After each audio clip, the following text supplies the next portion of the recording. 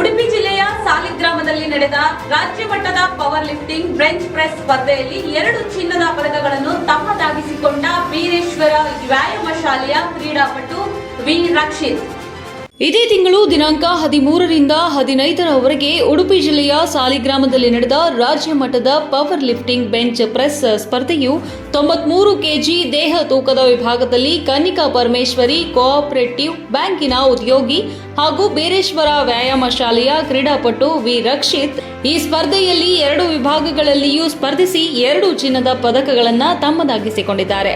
ಹಾಗೆಯೇ ಅವರ ತಂದೆಯವರು ಹಾಗೂ ಕೋಚರಾದ ಪಿ ವಿಶ್ವನಾಥ್ ಅವರು ಈ ಸ್ಪರ್ಧೆಯಲ್ಲಿ ಸ್ಪರ್ಧಿಸಿ ಅವರು ಸಹ 2 ಕಂಚಿನ ಪದಕವನ್ನ ಪಡೆದಿದ್ದಾರೆ. ಅಲ್ಲದೆ ಅಕ್ಟೋಬರ್ ತಿಂಗಳು ದಿನಾಂಕ 14ರಿಂದ 18ರವರೆಗೆ ಗೋವಾದಲ್ಲಿ ನಡೆಯಲಿರುವ 2024-2025ರ ರಾಷ್ಟ್ರ ಮಟ್ಟದ ಪವರ್ ಲಿಫ್ಟಿಂಗ್ ಬೆಂಚ್ ಪ್ರೆಸ್ ಸ್ಪರ್ಧೆಗೆ ಆಯ್ಕೆಯಾಗಿದ್ದಾರೆ.